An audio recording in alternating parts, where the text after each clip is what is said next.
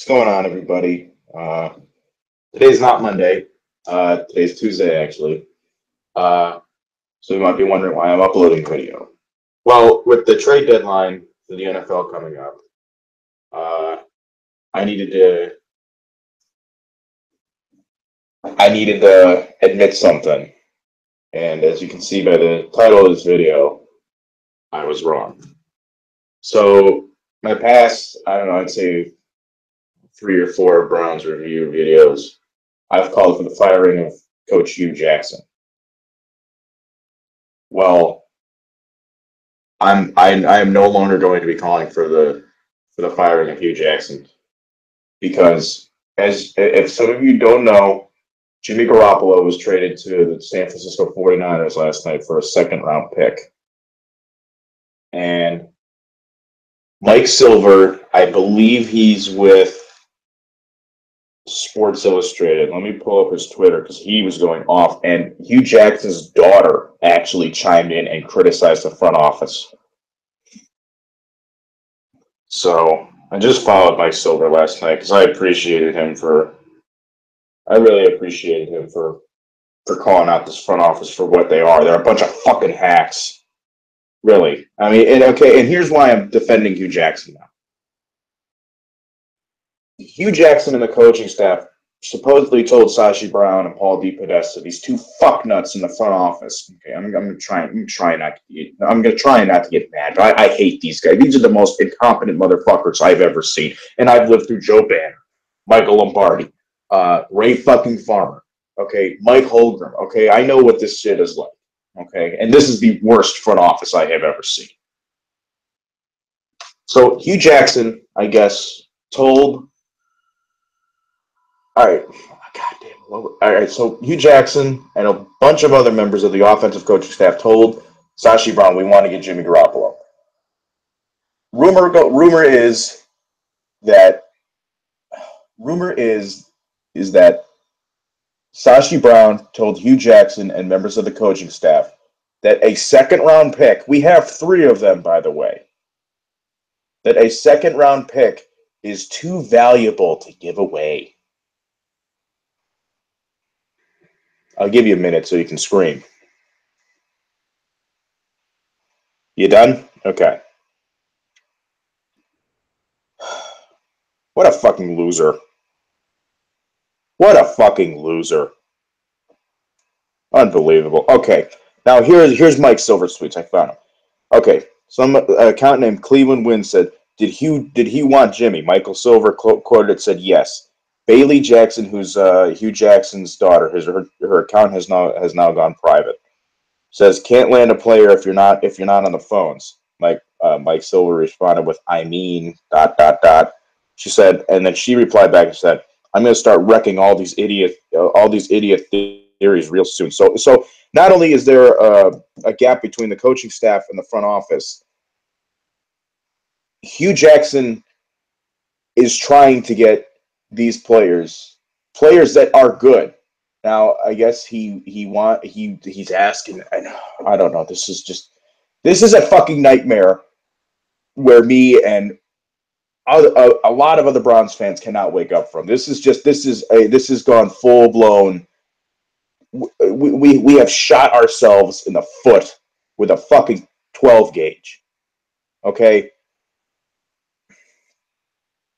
I don't know. I don't know what to say. But okay.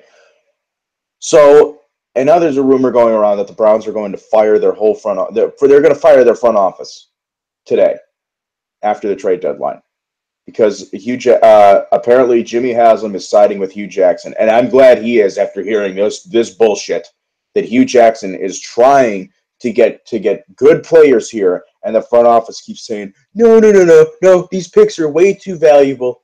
Nope. Well, I know we'll fuck them up anyway, but they're still too valuable. Yeah, let's see. Ricardo Lewis come to mind.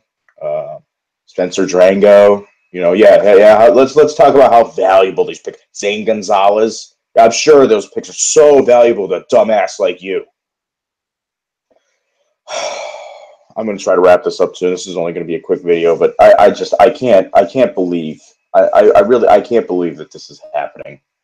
It was bound to happen. We were bound to be the joke of the NFL. I mean, look, I've said this before. I will never take a 5-win season for granted ever again. You're damn fucking right. If we ever become a contender, which I highly doubt we fucking will, if we ever do become a contender, we have an off year. Let's say we go 6-10, 5-11, and there's some Browns fans who are like, I can't believe this is happening.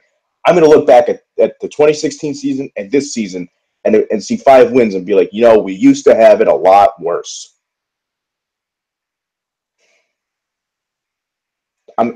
Seriously, Browns fans, take every win for granted at this point because we don't know when our next one is fucking coming. And it's all because of these idiots in the front office. Let's hire a baseball guy. Let's hire a guy who single-handedly destroyed one of the greatest franchises in baseball in the Los Angeles Dodgers. Let's hire him. Let's see how good he does. Goes leads the Mets, and the Mets go fucking win the pennant the next year. But no, he's perfect. He's perfect to turn around a franchise with the most loyal fans in all sport. You see that fucking stadium, how empty it is?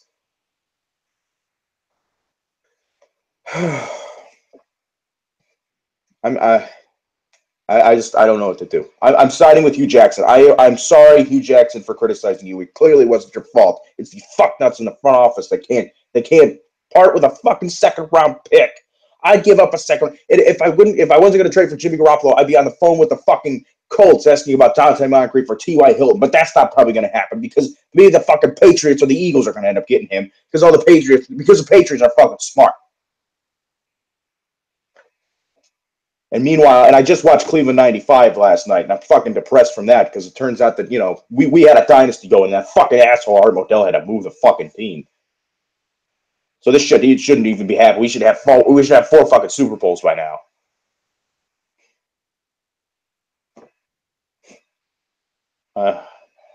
This is just a disaster. And now I'm hearing things. I don't know. It's Jason looking for it, so take it with a grain of salt. That guy's a fucking idiot and a douchebag as well. I really hate that guy.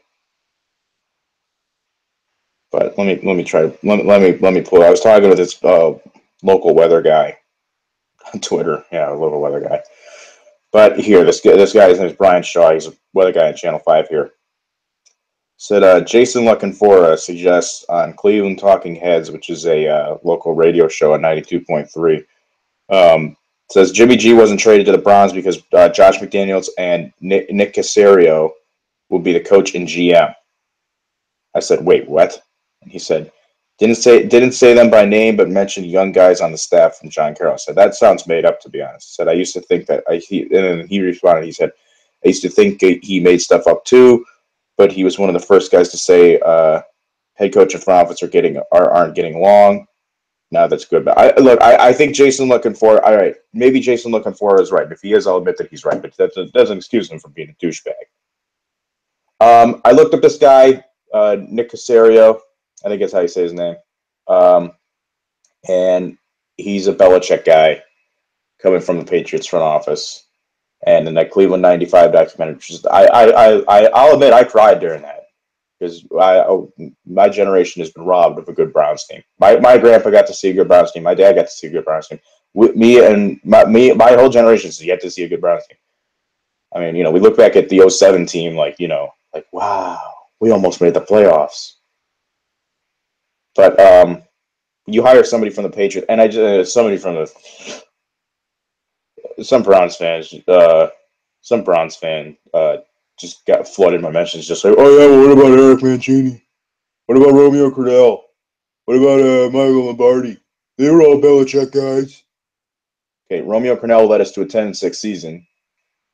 Eric Mancini could have been our answer to being a good coach. I think he's the best coaching hire that we've had since we came back in '99.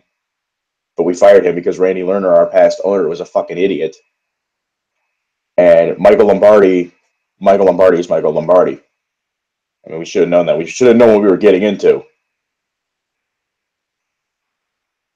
But yeah, if we hire this guy, anybody from the Patriots has potential to turn an entire franchise around.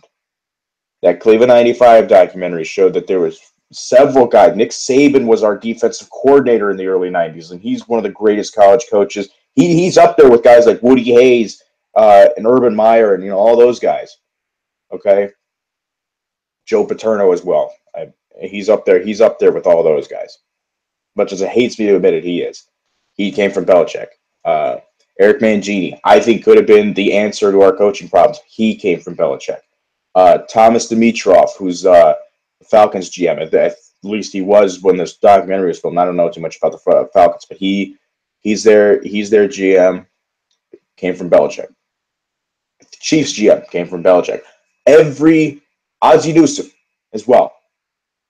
All these great executives and coaches they worked under Belichick. Okay, this dude is like the Paul Brown of modern day football. So if we can get this GM in here, I don't know about hiring Josh McDaniels. I'd be a little skeptical about that, but I believe in Hue Jackson now that this front office is completely shit the bed. So I don't know. Maybe we can have a dream scenario where we can get this guy from the Patriots to be our GM. We can have Peyton Manning be the president of football operations. That's a dream team, but it probably won't happen. Okay, I think I went a little longer than I should have. I just wanted to make this quick, but it ended up turning into me ranting about shit. Browns are probably not going to do shit at the deadline. Rumor going around is that the front office is going to get cleared out by today. We continue to suffer. This is once again a nightmare that I can't wake up from, and I have tickets to. I have tickets to the never-ending nightmare, December 17th.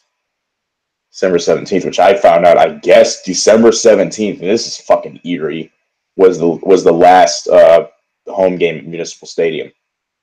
So, and it's against the Ravens, no less. So, I guess Roger Goodell really loves fucking with us, doesn't he? Okay, I'm going to end this here. Hue Jackson, I'm sorry. I take back everything I said in those videos. Fire Sashi. Fire Paul DePodesta. Just do whatever we can. I mean, it's going to get to the point where the NFL has to send in somebody.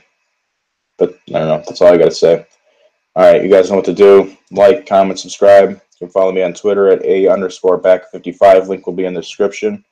I'll be back sometime this week, probably.